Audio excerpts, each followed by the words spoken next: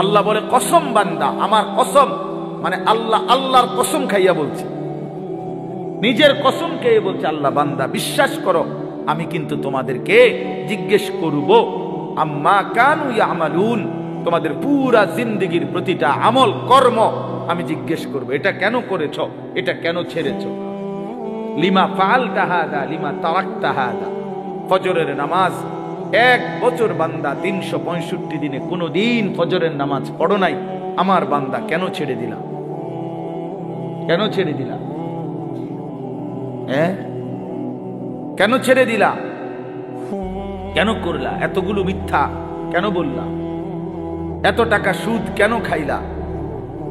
সুম্মা লা তুসআলুন্না ইয়াওমাইদিন আনিন নাঈম, আল্লাহ তাআলা বলেন অবশ্যই তোমাদেরকে প্রতিটি নিয়ামত, আনিন নাঈম, আমি আল্লাহ প্রদত্ত প্রতিটা নিয়ামত সম্পর্কে জিজ্ঞেস করব।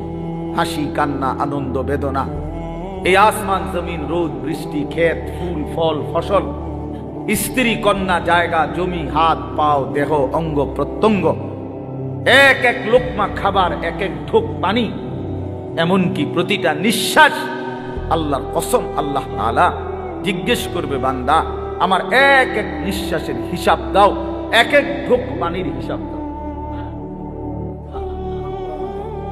হাদিসের মধ্যে আছে নবী সাল্লাল্লাহু আলাইহি সাল্লাম একবার 3 দিন, ওনারা 3 জন, আবু বকর, ওমর এবং আমাদের নবী সাল্লাল্লাহু আলাইহি সাল্লাম 3 জনই ক্ষুধার্ত ছিলেন টানা 3 দিন।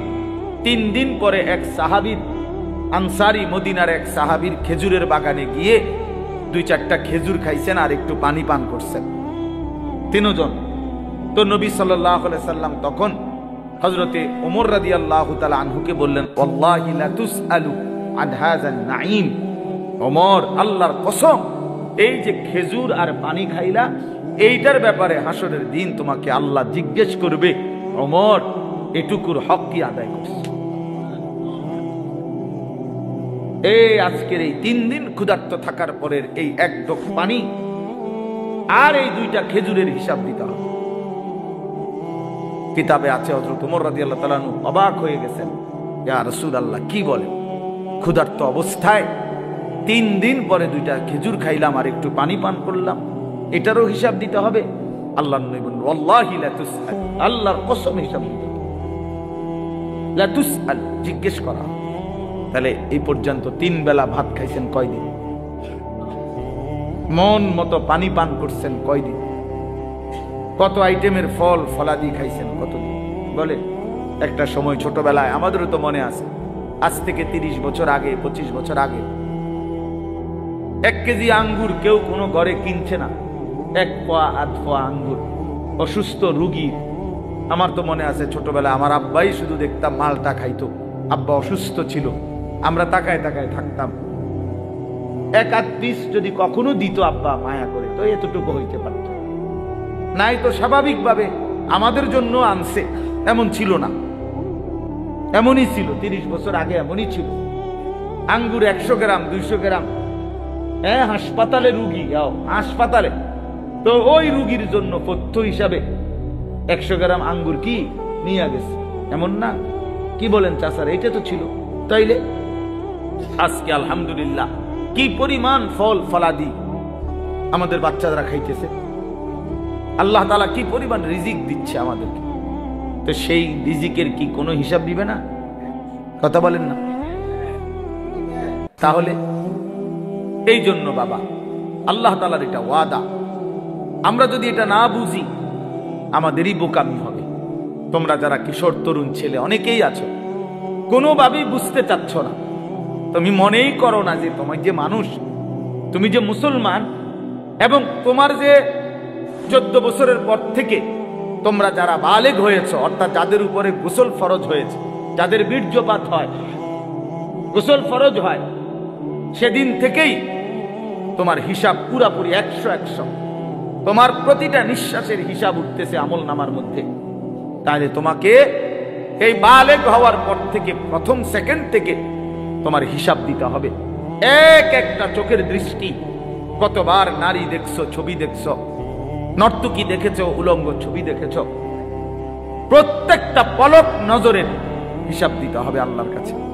আল্লাহর কাছে প্রতিটা হাত পায়ের অঙ্গের নড়া চড়ার হিসাব আল্লাহ তাআলার কাছে দিতে হবে। আমাদের 16 বছর 18, 20, 25 বছরের ছেলে পেলে সে মনেই করে না কিছু, যে সে যে একটা মানুষ, সে যে একটা মুসলমান, সে যে আখিরাত আছে, আল্লাহ আছে, রাসূল আছে, কোরআন আছে, কিচ্ছু বোঝে না, কিছুই বোঝে না। কি করে, কেন হাসে, কেন কাঁদে, কেন ঘুরতে আসে, কি করতে আসে, কি করে চুল, কি করে জামা, কি করতেছে, কার লগে আড্ডা দেয়, কেন আড্ডা দেয়, এত ছবি কেন উঠায়, এত ভিডিও কেন করে, কারে দেখাস বেটা, কে দেখে তোর এগুলা, কে দেখে, কার পাগলামি কে দেখে? নিজেই মোটর সাইকেল চালায় জোরে, আবার এটা নিজেরটাই নিজের সামনে ভিডিও লাগাইয়া এটা ভিডিও করে, এটা আবার ফেসবুকে দিল, মানুষে বাকি কিছু পাগলে চাইলো, এই পাগলের পাগলামি। আহা, কথা হইল মোটর সাইকেল চালানিও ভিডিও করতে হয়, সাইকেল চালানিও, এসব পায়খানাও তো ভিডিও করা উচিত, লোডা বদনাও তো ভিডিও করা উচিত। আহা, এত ফালতু একজন সুস্থ স্বাভাবিক মানুষের জীবন হতে পারে না, যাকে আল্লাহ তাআলা ন্যূনতম আকল দিয়েছেন। হ্যাঁ, কাউকে আল্লাহ তাআলার যখন লানত হয়, আমি এই জন্য প্রায় বলি, কারো উপরে যখন আল্লাহর লানত বর্ষণ হয়, তো আল্লাহ তাআলা তার স্বাভাবিক আকল সরায় দেন। আদাল্লাহুল্লাহু আলা ইলমিন, আল্লাহ তাকে তখন পথভ্রষ্ট করে দেয়। ওয়া খাতামা আলা সামঈহি ওয়া কলবি, আল্লাহ তাআলা তার কানে এবং অন্তরে মোহর মেরে দেয়। ওয়া জাআলা আলা বাসারিহি গিশাওয়া, আল্লাহ তার চোখের সামনে পর্দা ফেলে দেয়, ফলে আর সে কিছুই শুনে না, কিছুই বুঝে না, কারণ দিল তো বন্ধ, কানও বন্ধ, চোখও বন্ধ, আবদ্ধ। সে আর আলোর রাস্তা, হেদায়েতের রাস্তা দেখবে কোত্থেকে? সে জান্নাতের রাস্তা দেখবে কোত্থেকে? সে ডানে বামে যেদিকেই তাকায় তখন নারী দেখে, ছবি দেখে। সে যখনই হাঁটে চলে তো ছাদের কিছু অসৎ বন্ধু, চরিত্রহীন কিছু লম্পট, এগুলো সারাক্ষণ কোনো মেয়ের কথা, নারীর কথা, উলঙ্গ কথা, অশ্লীল কথা, গালি গালাজ, একটা আরেকটারে লাথি মারে, একটা আরেকটারে ধাক্কা মারে, একটা আরেকটারে দায়িত্ব ধরে। হ্যাঁ, এই এই নাহলে বিশ্রী কুকুর বিড়ালও যে কথা বলে না, জন্তু জানোয়ারও যে কথা বলে না, এমন হাইওয়ান জানোয়ারের মতো কথাবার্তা বলে, নারী ছবি, অশ্লীল উলঙ্গপনা, অশালীন অঙ্গভঙ্গি, খালাস। এভাবেই দিন শেষ। বাদ কতগুলো খাইছে, আবার জানোয়ার ঘুমায় গেছে, ভোর হইলে আবার জানোয়ার উঠছে। না এশার নামাজ, না ফজরের নামাজ, না জোহরের নামাজ, না আসরের নামাজ, কোন নামাজের কোনো খবরই নাই। কারণ জানোয়ারের আবার নামাজ কি, কুকুরের আবার নামাজ কি, শুকরের আবার নামাজ কি, কুত্তা বিলের আবার নামাজ কি, জন্তু জানোয়ারের আবার সেজদা কি? বুঝেন নাই কথা? অতটি সিদ্ধান্ত নিছে যে আমি মানুষ হব না, আমি হব জানোয়ার, আমি হব কুকুর বিড়াল, আমি হব রাস্তার পশু। অতএব রাস্তার পশুর যেমন কোনো আল্লাহ নাই, বন্দিগি নাই, ইবাদত নাই, আমারও নাই, আমারও না, আমারও না। এই জন্য ছেলেরা, বাবারা, ছেলেদের দায়িত্ব তোমরা নিজেকে নিয়ে ভাবা, কি করছো? বাবাদের দায়িত্ব আপনাদের ভাবা, আপনারা আপনাদের সন্তান গড়তেছেন নাকি কি করতেছেন? সন্তানরে কি করলেন? আপনি তো সংসার করছেন কইলেন, আমি তো সব সময় প্রতিদিন বলি যে সংসার বলতে কি বুঝলেন? আপনি যে কইলেন আমি আজকে 30 বছর সংসার করলাম, কিতা? খাট পালং সোফা ফার্নিচারেরই সংসার কয় না বউ বাচ্চারে কয় সংসার? একটা মানুষ যদি বলে যে আমি পরিবার নিয়ে এনে বেড়াইতে আইছি, তো পরিবার নিয়ে বেড়াইতে আইলে এ কথা বললে তার মানে খাট সোফা টোফা বেটার ঘরের ফার্নিচার এটি লই আইছে বেড়াইতে, নাকি কি কি নিয়ে আইছে? বউ বাচ্চা নিয়ে আইছে, এই না কথা বুঝায়। তাইলে সংসার বলে বউ বাচ্চারে, পরিবার বলে বউ বাচ্চারে, এই মানুষগুলার এই সংসার বলে। হাট পালং রে কি বলেন? এগুলো তো বদলায় যায়, এগুলো তো আমনের আমলও আপনি চেয়ার বদলাইছেন, বদনা বদলাইছেন, বালতি বদলাইছেন, আমনের নিজের আমলেও তো আপনি 40 বছরের ভিতরে কত আসবাব বদলাইছেন না? আগেরটা পুরান সুন্দর লাগে না মডেল, নতুন করে কিনছে, তো এগুলো তো কিচ্ছু না। মানুষগুলো হলো আমার সংসার। তাহলে আমার ছেলে মেয়ে নামাজ পড়ে না, পর্দা করে না, আল্লাহর নাম জানে না, কোরআন শরীফ পড়তে জানে না, বউ পর্দা করে না, রাস্তার লগে পুকুর বেড়ি গোসল করে, তামাম মানুষ চাইয়া তাই। এই অসিব্য নারী, এই বেডিও অসিব্য, এই বেডির জামাইও অসিব্য, একেবারে 100% অসিব্য। দোনোটা অসিব্য, দোনোটা অসিব্য। বেড়াটাও অসিব্য, বেডিটাও অসিব্য। তে বেটারও কোনো লজ্জা নাই, তে মানুষের বেডি চায় আর তার বেডিরে মানুষে চায়, খালাস। হ্যাঁ, নাই তো এই বেশরম 30 বছরের কামাই দিয়া বেটা তোর বউয়ের জন্য একটা গোসলখানার ব্যবস্থা করতে পারলি না বেটা, তুই কি এর বেটা? বেটা অপদার্থ বেটা, তোর বেড়াই বলে কে বেটা? এটা অপদার্থ ছাড়া আর কিচ্ছু না। নিজের স্ত্রীর জন্য একটা, মেয়েটার জন্য একটা নিরাপদ গোসলের ব্যবস্থা করতে পারে নাই পর্দার ভিতরে, এরকম বেহায়া, এটা কেমন পুরুষ? এমন নির্লজ্জ পুরুষ হয় কেমনে মিয়া? এরম বেগায়রত, আত্মমর্যাদাহীন। আমার স্ত্রী রাস্তার মানুষে দেখবো, তাহলে আমি জীবনের বাচ্চা থেকে কিনলাম। আমার মেয়ে রাস্তার ফোলা পাইনি টিটকারি মারবো, ইটকারি মারবে, অথচ মেয়ে আমার, তাহলে আমার মতো বেড়াইত মুসলমান আমার বাচ্চা থাকার দরকার কি বেড়া? আমি মরে যাই না কেন? আমি মরে যাই না কেন? আমি পানিতে ডুবি না কেন? বলে। এই জন্য বাবাদেরকে বলি, ইনসাফের সাথে বলে, ইনসাফের সাথে কইলেই কইব কই হুজুর শুনে না, ওনার এই যুগ নাই। কোন যুগ নাই? নূহ আলাইহিস সালামের যুগ নাই নাকি?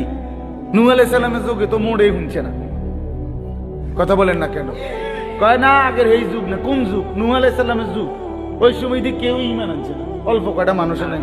তো তাইলে এন তো তখন ভালো, কথা বলেন না?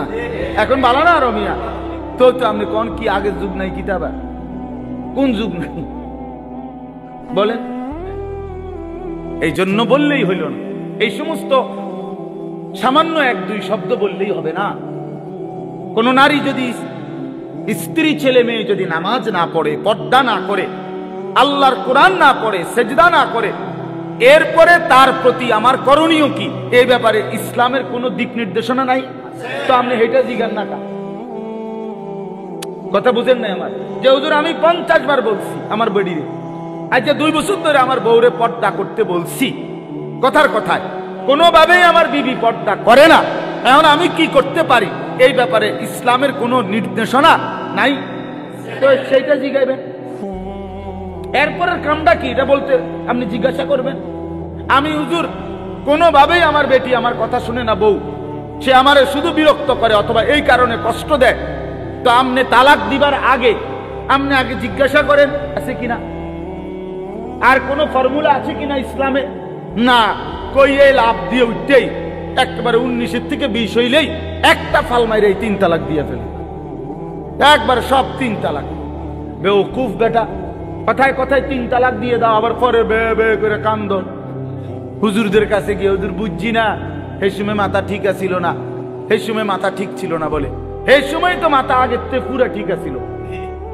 কারণ 3 তালাক দিলে বেডি তালাক হয়ে যায়, পাগলে তো এই কথা বুঝার কথা না, কথা বলেন না কেন? আপনার যে মাথা ঠিক না থাকলে কোন পাগল, যারা আমরা রাস্তাঘাটে পাগল, এরা কি 3 তালাক দেয়নি? তো তো আপনি কি করলেন? আপনার মাথা ঠিক আছিল না, মাথা আগের চাইতে বেশি ঠিক আছে। সে বুঝে, এটা বুঝা শুনেই কইছে যে এই কথা বললে বেটি কি হয়ে যাবে, তাই এটা তো না বুঝার কি আছে এটা?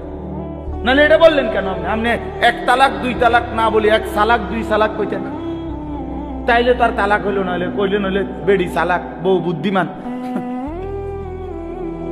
বলে।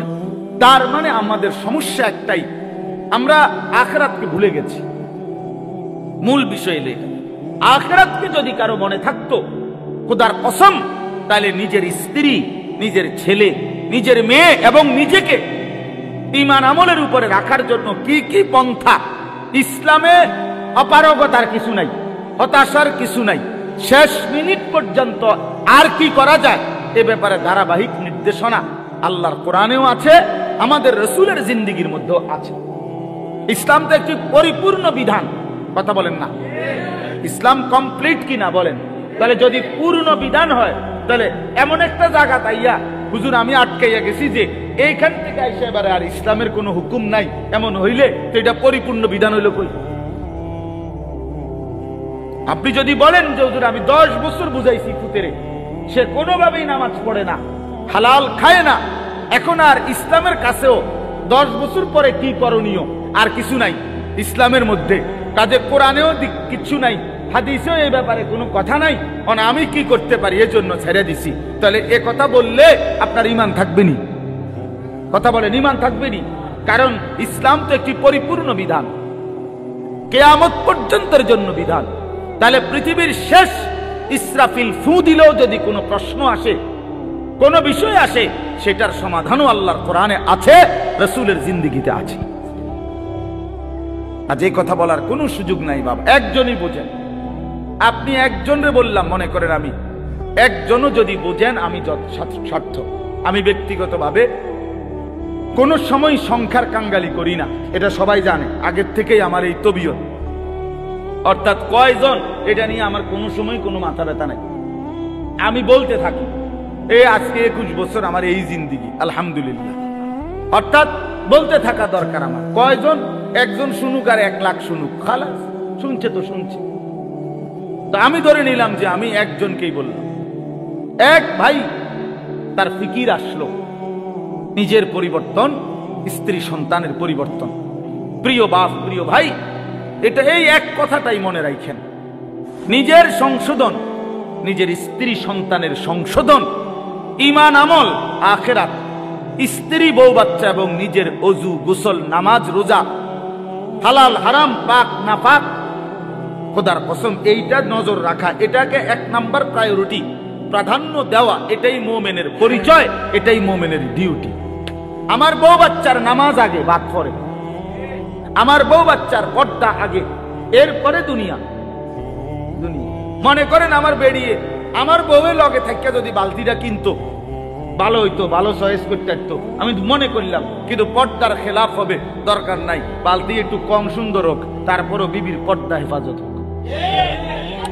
তার মানে মুমিনের ফিকির থাকবে আগে কি দিন, আগে কি বলেন না, আগে দিন, আগে দিন। ছেড়ে দিছেন আপনারা, যার কারণে ছেলে পেলে লাওয়ারিসের মতো হয়ে গেছে। আহা, মুসলমান ছেলে বাপ মার পরিচয়ও ভুলে গেছে। কিসের বাপ মা? যার চুল বেঈমানের মতো, তার আবার বাপ মা কিসের? বলেন, একটা ছেলেকে জিজ্ঞেস করেন, এই যে ছেলে তোমরা বলো বাবা, তোমার কে তোমার বাবা? তোমার বাবা মুসলমান না ইহুদি? বলো তুমি। তাহলে তুমি এই চুল রাখলা কেন? বলো, কোন জানোয়ারের চুল রাখলা? কোন বেঈমানের চুল রাখলা? কোন কাফেরের চুল রাখলা? বলো, বলো। বেটকি দিয়ে উড়াই দাও একটা কথা বললেই। হ্যাঁ, বলো, কার চুল রাখছো? তোমার বাবা মুসলমান, তো তুমি বেঈমান পছন্দ হইল কেন? কাফের বেঈমান তোমার পছন্দ হইল কেন? বলেন। মূল কথা হইল পারিবারিক কোনো বন্ধন নাই, বাবা মার এই ফিকিরে নাই যে আমার ছেলে মেয়ের ঈমান আমল হইল আমার দায়িত্ব, এইটা বুঝেই না। মনে করে ভাত তরকারি, মনে করে বাজার সদাই, আমি কামাই করে দিছি, খালাস। না রে বাবা, এটা কথা না। আমরা মুসলমান, আমাদের প্রথম ডিউটি আমার নিজের ঈমান আমল, আমার দ্বিতীয় ডিউটি আমার স্ত্রী সন্তানের ঈমান আমল। কু আনফুসাকুম, এই 1 নাম্বার। 2 নাম্বার, ওয়া আহলিকুম, পরিবারকে বাঁচাও।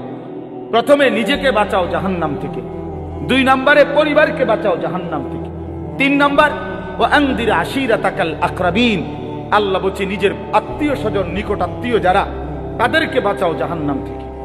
4 নাম্বার লিতুনদিরা উম্মাল কুরা ওয়া মান হাওলাহা, নিজ এলাকা যেটুকু, এই এলাকা এবং তার আশপাশের মানুষদেরকে আল্লাহর ভয়, আখিরাতের ভয় দেখাও। এই 4 নাম্বার। 5 নাম্বার কুনতুম খায়রা উম্মাতিন উখরিজাত লিন-নাস তা'মুরুনা বিল মা'রুফ ওয়া তানহাউনা আনিল মুনকার। এবার চেষ্টা করো সারা পৃথিবীর বিশ্ব মানবতাকে, সমস্ত মানুষকে আল্লাহর দিকে ফেরাবার চেষ্টা করো। খালাস, ইসলামের এই 5টা আমার দায়িত্ব বন্টন করে দিয়েছে কোরআন। 5টাই কোরআনের আয়াত। 1 নাম্বার নিজেকে বাঁচাও, 2 নাম্বার বউ বাচ্চাকে বাঁচাও, 3 নাম্বার আত্মীয় স্বজনকে বাঁচাও, 4 নম্বরে নিজ গ্রাম মহল্লা এবং আশপাশের মানুষকে বাঁচাও। 5 নাম্বার সারা পৃথিবীর মানুষের ফিকির করো, সারা পৃথিবীকে বাঁচাবার চেষ্টা করো, সারা উম্মতে মুসলিমাকে বাঁচাবার চেষ্টা করো। আল্লাহর নবী সাল্লাল্লাহু আলাইহি সাল্লাম ফজরের নামাজের ওয়াক্ত হলে মা ফাতেমার ঘরে মেয়ে ওনার ঘরের কামরায় গিয়ে ওনারে উঠাইতেন। ফজরের ওয়াক্ত নবী সাল্লাল্লাহু আলাইহি সাল্লামের চাচা আব্বাস ওনারে গিয়ে উঠাইতেন। নবীজির ফুফি সাফিয়া, ফুফু আর কি, ফুফু ওনারে গিয়ে উঠাইতেন আর ডাক দিয়ে বলতেন, আনকিজি নাফসাকে মিনান নার, হে চাচা, হে ফুফি, জাহান্নামের আগুন থেকে নিজেকে বাঁচান। ফাইন্নী লা উগনি আনকে মিনাল্লাহি শাইআ, বলতেন ফুফু, চাচা, আল্লাহর কসম। মেয়ে ফাতেমাকে বলতেন, ফাতেমা, আমি তোমারে মুহাম্মদের মেয়ে বললে, মুহাম্মদের চাচা এ কথা বললে, মুহাম্মদের ফুফু বললে আমি হাসরের ময়দানে কোনো উপকার করতে পারবো না। নিজের ঈমান, নিজের সেজদা, নিজের তাকওয়া এটা দেখাইয়া হাসরের ময়দানে মুক্তি নিতে হবে। মুহাম্মদের স্বাস্থ্য ভাই কইলে হইতো না। নবী পাকের মেয়ে বললে হবে না, নবী পাকের চাচা বললে হবে না। নবীজির চাচা বললে যদি জাহান্নামের মুক্তি পাওয়া যায় তো আবু তালেব, আবু লাহাব, আবু জেহেল, আবু লাহাব তারাও তো বলবে আমি তো চাচা। কথা বলেন না কেন? তাইলে তখন কি হবে? এজন্য নবী বলছেন, না না, আত্মীয়তার পরিচয় হবে না, ঈমান আমলের পরিচয়। ফাইজা নুফিখা ফিস সূর ফালা আনসাবা বাইনাহুম ইয়াওমাইদিন, আল্লাহ বলেন হাসরের মাঠ যখন কায়েম হবে কেউ কাউকে কোনো আত্মীয়তার নসব মানে কি? আত্মীয়তা, বংশের কোনো পরিচয় হবে না। ওয়ালা ইয়াতাসাআলুন, কেউ কাউকে ভালো মন্দ জিজ্ঞেসও করবে না। ভাইজান কোনো কষ্ট হইতেছে কিনা চাচা, বসতে কোনো অসুবিধা হইতেছে? না না, এখানে কথা কই না, হাসরের ময়দানে। বুঝেন ভাই? এখন না আমরা জিগাই যে ভাই সাহেব কোনো একটু আরামসে বসেন বা ওনার একটা চেয়ার দেন, ঠিক আছে না, চাচা যান মুরব্বী, ওনার একটু আগে বাইর হইতে দেন, ওনার আমরা এরকম বলি কি না বলেন? তো আল্লাহ তাআলা বলেন কিয়ামতের দিন ওয়ালা ইয়াতাসাআলুন, কেউ কাউকে একটি শব্দ জিজ্ঞেস করবে না যে কষ্ট হচ্ছে কিনা। না না, লিকুল্লি ইমরিইম মিনহুম ইয়াওমাইদিন শা'নুন ইউগনি, আল্লাহ বলেন প্রত্যেকেই নিজেকে নিয়েই ব্যস্ত থাকবে। ইয়াওয়াদ্দুল মুজরিমু লাউ ইয়াফতাদি মিন আযাবি ইয়াওমাইদিন বিবানি ওয়া সাহিবাতিহি ওয়া আখি ওয়া ফাসিলাতিহি আল্লাতী তু'ভি ওয়া মান ফিল আরদি জামিআ সুম্মা ইউনজি। বড় সাংঘাতিক আয়াত এটা। আল্লাহ বলে প্রত্যেকটা নাফরমান পাপী জাহান্নামী কিয়ামতের দিন আল্লাহকে বলবে, আল্লাহ আজকে এই হাসরের ময়দানে আপনি আমার ভাই, আমার স্ত্রী, আমার সন্তান, আমার মহল্লাবাসী, এমনকি গোটা পৃথিবীবাসীকে জাহান্নামে দিয়ে দেন, তবুও আমারে বাঁচায়। ওয়ামান ফিল আরদি জামিআ, প্রয়োজনে জমিনের সমস্ত মানুষকে জাহান্নামে দেন, সুম্মা ইউনজি, তবুও আমারে বাঁচিয়ে দেন। এমন আগুন আমি সইতে পারবো না মাওলা। কারণ কোরআন শরীফে আছে যে সরাসরি হাসরবাসী আখিরাতে হাসরের মাঠে ফেরেশতারা জাহান্নামকে টেনে আনবে। ওয়াজিআ ইয়াওমাইদিন বিজাহান্নাম, জাহান্নামকে 2 চোখে দেখবে মানুষ। এই দেখেই তখন প্রতিটা নাফরমান বলবে, মাওলা এমন ভয়ানক আগুন যেটা ধাউ ধাউ করে জ্বলতেছে, তীব্র জাহান্নামের গর্জন, টকবক করতেছে আগুন। আল্লাহর নবী বলবেন জাহান্নামের বিকট গর্জনে গোটা হাসরের ময়দানের ইমানদার নাফরমান আরে নবী, আউলিয়া, সিদ্দিক পর্যন্ত চিৎকার দিয়া বলবে, ইয়া রব্বি নফসি নফসি। জিব্রাইলের মতো সাহাবী ফেরেশতাদের কোনো গুনাহই নাই, চিন্তাও নাই। সেই জিব্রাইলের মতো ফেরেশতা হাদিসে আছে হাসরের ময়দানে জাহান্নামের দিকে তাকাইয়া মাটির মধ্যে নিজের হাত বাইরেতে হাত বাড়ি দিতে দিতে করতে বলবে, ইয়া রব্বি সাল্লিম সাল্লিম, আয় মাওলা আমারে বাঁচান, আমারে বাঁচান, আমারে বাঁচান, আমাকে। আল্লাহ তাআলা বলেন কাল্লা, কিন্তু আল্লাহ বলে কখনোই না। ইন্নাহা লাযা, রব্বুল আলামিন বলেন এটা জ্বলন্ত ধাউ ধাউ করে প্রজ্বলিত আগুন, নাজ্জাতাল লিশ-শাওয়া। রব্বুল আলামিন বলেন আফরমান এই মুহূর্তে জাহান্নামের আগুনে ফেলা হবে, প্রথম সেকেন্ডেই, প্রথম মিনিটেই নাজ্জাতাল লিশ-শাওয়া, সারা দেহের গোশত চামড়া হাড্ডি প্রথম মিনিটেই, এক সেকেন্ডেই একদম জ্বলে ভুনা হয়ে যাবে। নাজ্জাতান অর্থ এটা মাশওয়ি, মানে ফ্রাই ফ্রাই ফ্রাই হয়ে যাবে, ভুনা হয়ে যাবে, ভুনা এক মিনিটেই ভুনা হয়ে যাবে। নারুল্লাহিল মুকাদা আল্লাতী তাত্তালিউ আলাল আফইদাহ। আল্লাহ বলে বান্দা জাহান্নামের আগুন মনে রেখো আমি আল্লাহর জ্বালানো আগুন। এই আগুন তো আমি জ্বালাইছি। কে জ্বালাইছে? এই আগুন আমি আল্লাহর জ্বালানো আগুন। দুনিয়ার তোমরা লাকড়ি জমা করে তোমরা আগুন জ্বালাইছো এমন না, জাহান্নামের আগুন আমি আল্লাহর, নারুল্লাহিল মুকাদা, আমি আল্লাহর প্রজ্বলিত আগুন। অতএব আমার এই আগুনে যখন ফেলা হবে, আল্লাতী তাত্তালিউ আলাল আফইদা, দুনিয়ার আগুন যখন কারো দেহের মধ্যে লাগে, ছুটাছুটি করে কিংবা পানি দিয়ে যে কোনো ভাবে যদি রক্ষা করা যায়, তাইলে হয়তো হাত পুড়ে গেছে বাকিটা বাইচা গেছে, পাও পুড়ে গেছে বাকিটা বাইচা গেছে, এমন হয় কিনা? তো রব্বুল আলামিন বলেন জাহান্নামের আগুনে যখন ফেলবে, আমার এই প্রজ্বলিত আগুন ফেলতেই প্রথম মিনিটেই বান্দা তোমার সারা দেহ, এমনকি তোমার কলিজা সুদ্ধা প্রথম মিনিটেই জ্বালায় ফেলবে। একই সাথে একই মুহূর্তে বাহির এবং ভিতরের কলিজাটা সুদ্ধা ভুনা করে ফেলবে। আল্লাতী তাত্তালিউ আলাল আফইদা, আফইদা। কি মনে করছো নওজোয়ান? আগে নয়তো সিদ্ধান্ত নাও আখেরাত নাই, এবার বেডি চাও, কোনো অসুবিধা নাই। তুমিও ল্যাংটা হয়ে যাও, ছবিও দেখো ল্যাংটা। দেখো যুবক, আমি বললাম তুইও লুঙ্গি খুলে ফেল, কাপড় খুলে ফেল, নাফরমান। আর নর্তকীও দেখ, তোর কাপড়ও খুলে ফেল, নর্তকীর কাপড় তো খোলাই, যা দেখে। তবে আগে শর্ত হলো একথা বুঝাপড়া করে নাও, কারোর সাথে হিসাব মিলাইয়া নাও যে আসলে যে হুজুররা বলে কবর হাসর আখেরাত, এটি আসলে মিশা কথা নেই। এই কথা কারোর থেকে জিজ্ঞাসা করে নাও। কথা বুঝেন নাই আমার? এটা যদি ফয়সালা হয়ে যায় যে হ্যাঁ এগুলো নাই, তো ঠিক আছে বন্ধু, নাচো গাও ফুর্তি করো, যা মন চায় তাই করো। কিন্তু এ কথার তো কোনো কাফেরও আজ পর্যন্ত বলে নাই যে কবর হাসর আখেরাত নাই। না, হিন্দুরাও তো স্বর্গ নরক কয়, কয় না? কথা বলেন না কেন?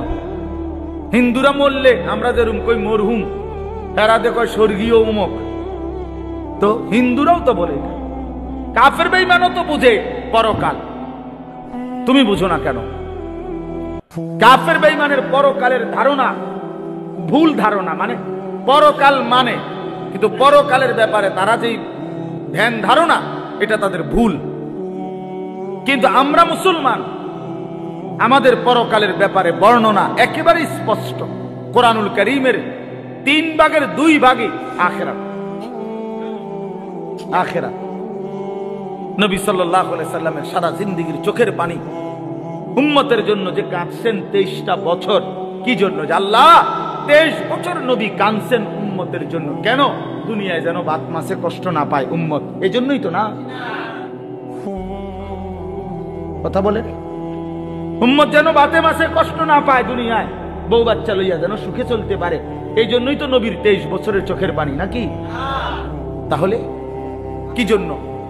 কথা বলেন না, কোন জায়গার জন্য কাঁদছেন? সেই আখিরাত মিথ্যা, নবীর 23 বছরের চোখের পানি মিথ্যা। তাইলে আপনারা কি বুঝলেন বাবা? যারা নামাজ পড়েন না, কেন পড়েন না?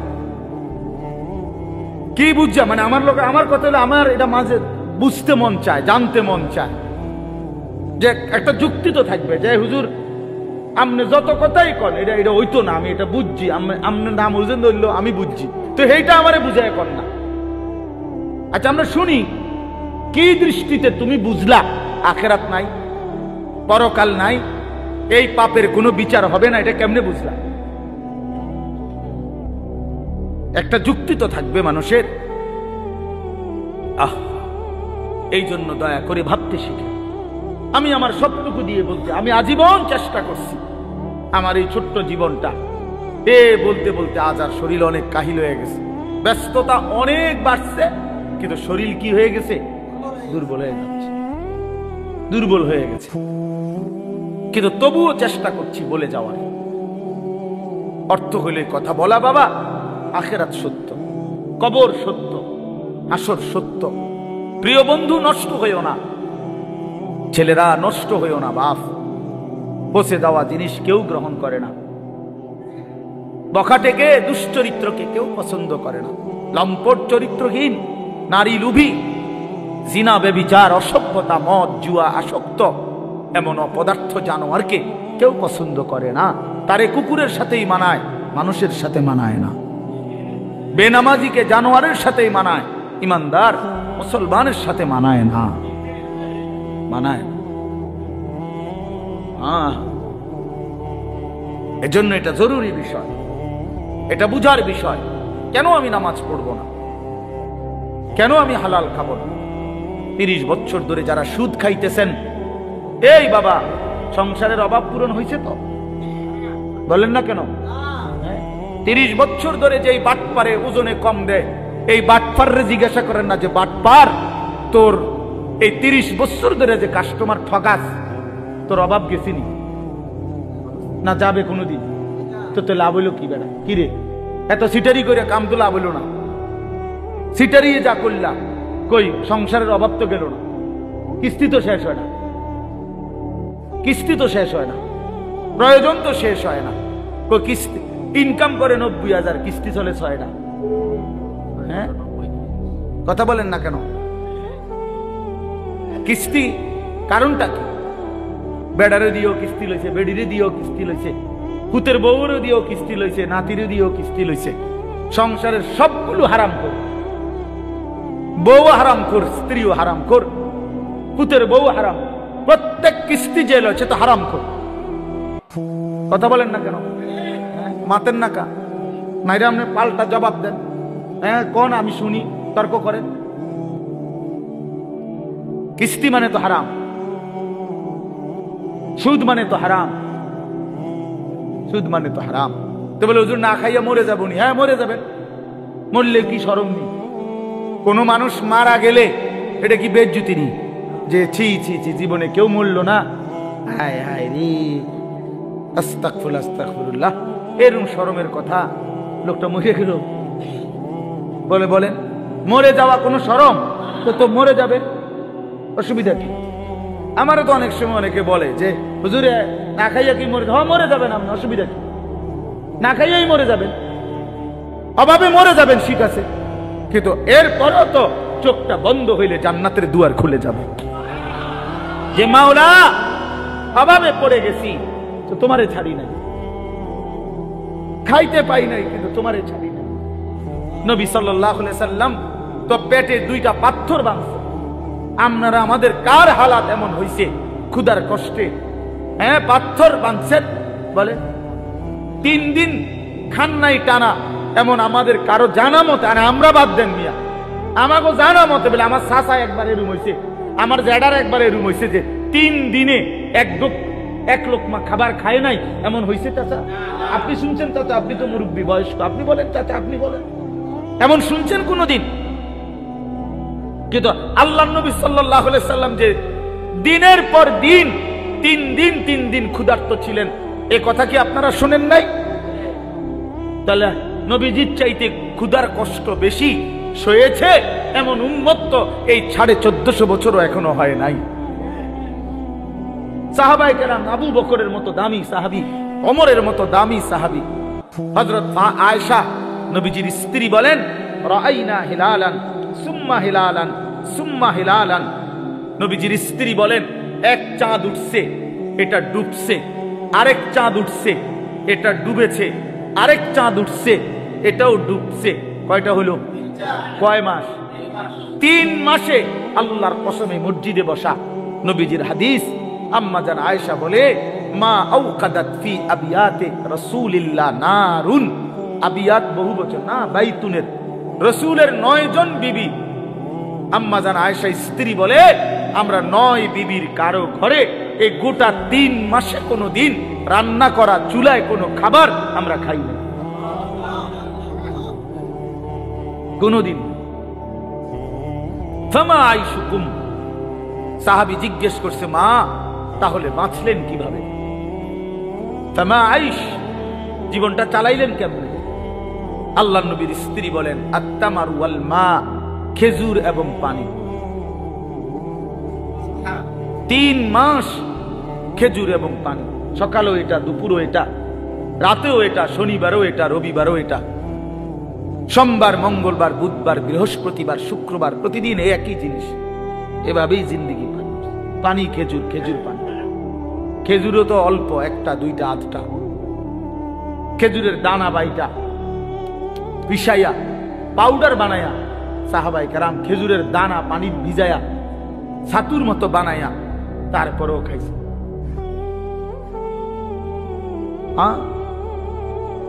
এই জন্য আমার বাপ, আমি আমাকেও বলছি, আপনাকে শুধু না, আমরা আমাদেরকেও বলি, নিজেকেও বলি, নিজের ঘর পরিবার নিয়েও আলোচনা করি।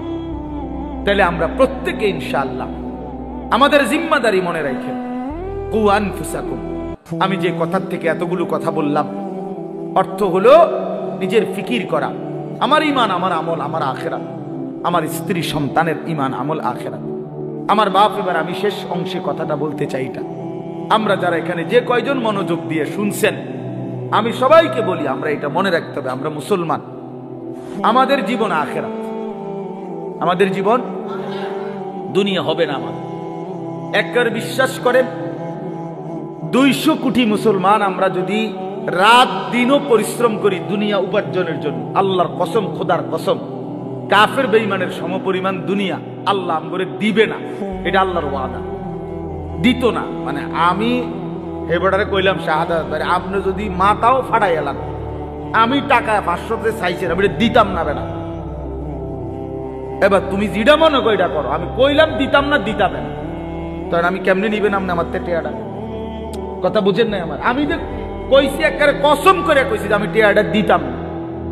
তো আল্লাহ বলছে, বান্দা দুনিয়া আমি তোমাদের ইমানদারকে দেব না বান্দা, পুরা এটা আমার ওয়াদা, আমি দেব না দুনিয়া, আমি দেব আখিরাত।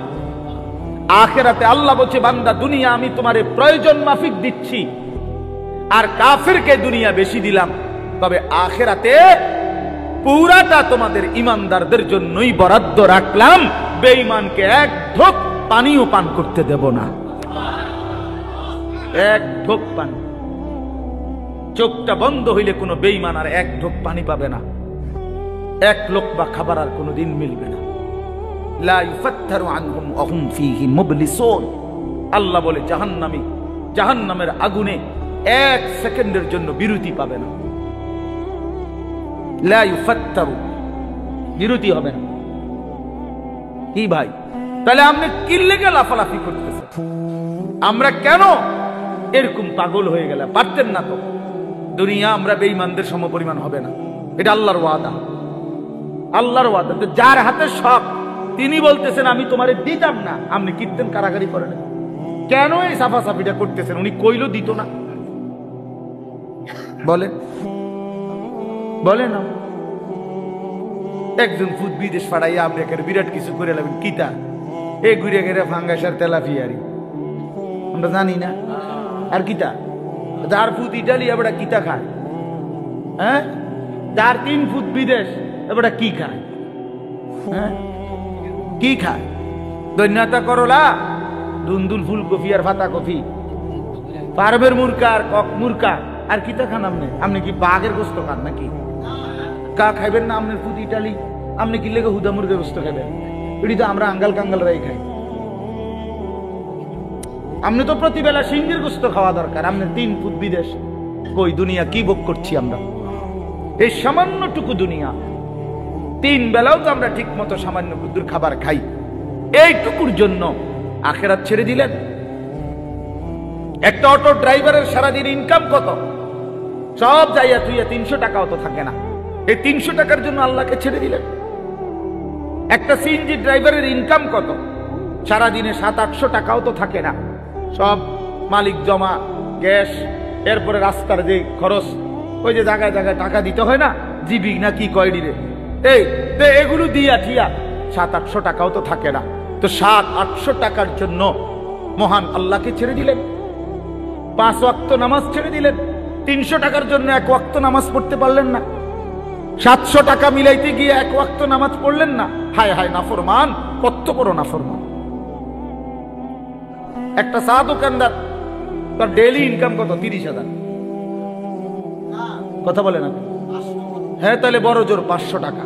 তো বড় জোর 500 টাকা বেটা নাফরমান, 500 টাকার জন্য আল্লাহকে ছেড়ে দিলি, 1 ওয়াক্ত নামাজও পড়ল না।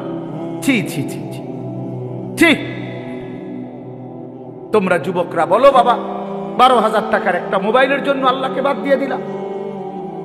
কিছুক্ষণের এই নারী ছবি, বন্ধুদের এই আড্ডার জন্য এত বড় মহান আল্লাহ যে তোমাকে খাওয়ায় পড়ায় লালন পালন করে, তাকে বাদ দিয়ে দিলা বাবা। ইনসাফ না এটা। অতএব আমাদের কথা এটাই, আমাদের জিন্দেগি আখিরাত, আমাদের জীবন কি, আমাদের প্রস্তুতি কিসের জন্যে, আমাদের সারাটা দিন রাত কিসের জন্যে? কোরআন শরীফে আছে, আল্লাহ বলছেন অহুয়াল্লাযী জাআলাল লাইলা ওয়ান নাহারা খিলফাতান লিমান আরাদা আন ইয়াযাক্কারা আও আরাদা শুকুরা। আল্লাহ বলেন, আল্লাহই রাত বানান, দিন বানান, প্রতিদিন এবং রাত এবং দিন এনে থাকেন পর্যায়ক্রমে। খিলফাতান বাই সিরিয়াল, একবার রাত একবার দিন, একবার রাত একবার দিন। কেন বানায়? আল্লাহ নিজে বলতেছেন, আমি রাত এবং দিন বানাই লিমান আরাদা আন ইয়াযাক্কারা, যারা যারা আমি আল্লাহকে স্মরণ করতে চায়, আমার ইবাদত করতে চায়, আমি তাদের জন্য রাত দিন বানাই। আমার বান্দা যদি রাত না হয়, মাগরিব পড়বে কেমনে? আমার বান্দা ঈশার নামাজ পড়বে, আমার বান্দা সারা দিনের পরিশ্রমের জন্য বিশ্রাম করবে কেমনে? এই জন্য আমি রাত বানাইলাম। আমি যদি দিন না বানাই, তো আমার বান্দা ফজর পড়বে কেমনে, জোহর পড়বে কেমনে, আসর পড়বে কেমনে, হালাল উপার্জন কেমনে করবে? এই জন্য আমি দিন বানাই।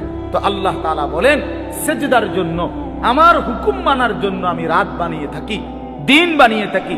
কোন সিটার বাটপার, কোন মদখোর ঘুষখোর, কোন নারী লুবি, কোন মোবাইলের অসভ্য উলঙ্গ ছবি দেখনেওয়ালা নাফরমান, তোদের জন্য, তোদের বেঈমান নাফরমানদের জন্য রাত হয় না, দিন হয় না। রাত দিন হয় ইমানদারের সেজদার জন্য। এই জন্য বাটপার সিটার গুলো, লম্পট দুশ্চরিত্র গুলো, সুদখোর হারামখোর গুলো এই নামাজি ইমানদার বান্দাদের উসিলায় বাকিগুলা বাদ খায়। এদের বরকত, এদের বরকত, এই সিটার বাটপার চলে এদের উসিলা, নাইলে এগরে খাওয়াইলো না। যদি সেজদাওয়ালা না থাকতো, যদি ঈমানওয়ালা না থাকতো, যদি তালিবে ইলম না থাকতো, যদি উলামায়ে কেরাম জমিনে না থাকতো, যদি আল্লাহর কোরআন পড়নেওয়ালা কেউ না হতো, আল্লাহর জিকির যদি উচ্চারিত না হতো, তাহলে কোন নাফরমান বেঈমানের জন্য আল্লাহ পাক রাতও বানাইতেন না, দিনও বানাইতেন। আল্লাহ আমাদেরকে বুঝ দান করেন।